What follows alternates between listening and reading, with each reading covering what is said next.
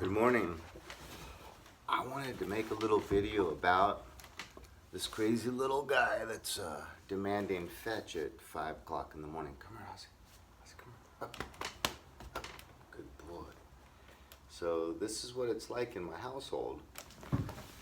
So I've been making a few YouTube videos on motorcycles and things to do with motorcycles, and I thought I would make one, just a little one, about, because I went on YouTube walking my dog this morning at 4:30, so we got to get up every morning before work, and this is like my first official day of work after a summer break, so kind of stressful to get back into the routine, but so Aussies are great dogs. I watched a couple videos right now just to see what people are saying about Aussies, and they're giving you lots of breed information. So I didn't want to make a video going into that so much as just possibly going more into. Here he is on the couch. Oh, it's too dark over there. My bad. So I just wanted to go into the main mistake I made with Oz raising this guy. So he's currently 8.5, and we got him at 8 weeks old. And right away, I'd already been watching Cesar Millan videos, and so right when I got the dog, I got the magazine and got one of his books. He made 3 books, and I ended up reading all 3. They're written at a really young reading level, kind of big print even, and you can literally read one of those books in a day, probably no problem. But I read them in about a week each and reread them. And they're just so simple and easy to understand that I actually read those books to my kids when they were like 8 and 9. Sometimes I would ask, do you want to, for a bedtime story, do you want to hear this princess story, Lion King, or Cesar Millan's Dog Whisperer book? Quite frequently they would choose the Cesar Millan because I was having fun kind of sharing the experience of learning how to care for this dog with my kids and involving them, and it became a whole family experience. So they wanted to learn all the time about Cesar Millan's techniques with dog training. But the one thing that Cesar Millan's theoretical approach backfired on me, because it's all about with Cesar Millan, and I totally agree with his philosophy, and I think he's just a genius and very gifted when it comes to kind of understanding animal behavior in general, but more specifically dog behavior. And that was okay, so the approach is discipline first and foremost, most important, then exercise, then affection. So he says most people got it pretty much backwards. They give affection first, and then maybe exercise, and then lastly discipline.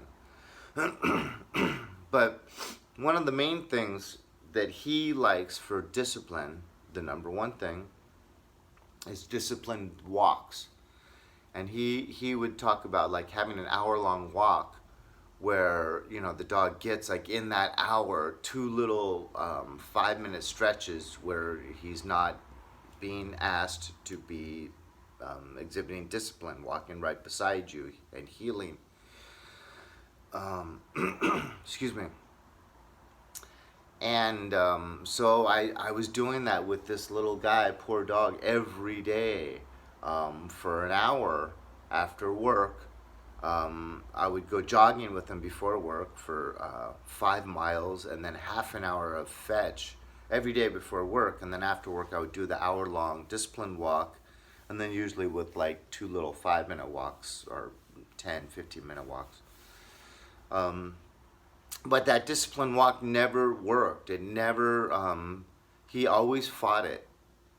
So, and part of the reason Cesar Millan feels you have to have discipline first is so that the dog really understands that you're the one in control. You're the pack leader. You're the one that is deserving of respect and appreciation, and that they can't be plotting over you and demanding their way when you're the pack leader. So the whole thing with discipline is about being pack leadership. So with an Aussie, it doesn't have to be through the disciplined walk. because Cesar Millan obviously espouses several different ways to get this mentality in your dog that you're the pack leader. But he likes the first and foremost way is that disciplined walk. With Ozzy's, at least with mine, didn't work, and I wasn't getting it, so I kept pursuing it for about 2 years before I finally just saw that no one else that had Aussies in my neighborhood, but I lived in Brentwood at the time, so there was a few Aussies, walked the dogs that way. They're Aussies. About half of them would walk the dogs with no leash at all. The others were flexi cords and would let the Aussie do his own thing. So I was already getting discipline from the dog. I was getting respect from the dog, but not on these walks. He would even sometimes churn and just start barking at me in the middle of the walk. I would like start barking back. It was a little bit, it was definitely a power struggle. So I finally just said, I'm gonna keep with, putting his bowl down and making him sit and wait for the command before he eats his meals. I'm gonna keep making him let me go through all doorways first. I'm gonna keep giving them lots of exercise. So I think with Aussies, just by giving them lots of exercise and some training, you can get that leadership role from them and that respect with them. And just, at least if your Aussie is like mine, and I think most, just avoid that disciplined walk. They're too hyper alert. I've heard that word used to describe them. So everything is grabbing their attention. They want to chase a little piece of paper that blows in the wind on the sidewalk in front of them. They want to chase. They want to react to everything always. So on that disciplined walk, they're also well behaved. They want to please so bad. So when you give them a correction and you pull them back a little bit, they look up at you almost like their feelings are hurt, and they stand back next to you. And then about that third step after that correction, though, they're already getting distracted and wanting to rush forward, especially when I was doing it when he was a puppy.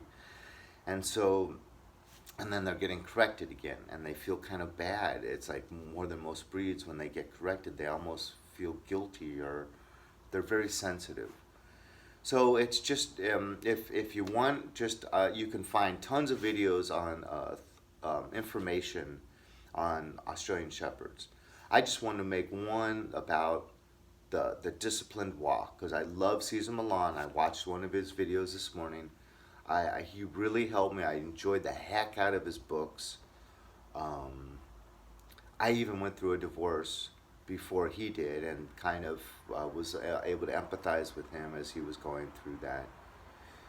So I learned a lot from him, but that disciplined walk, I think it's probably great with labs and other dogs that aren't so hyper alert. And it's a great breed. I have them in an apartment, which a lot of people say not to do, but made it work. Anyways, Ozzy, come here. Ozzy, come here. So this is the guy, the pretty boy. Aren't you a good boy, Ozzy? Yeah, he's a good boy. I know it doesn't look like he's so demanding of exercise, right? But this guy, oh my goodness. So thank you for watching, and enjoy your Australian Shepherds.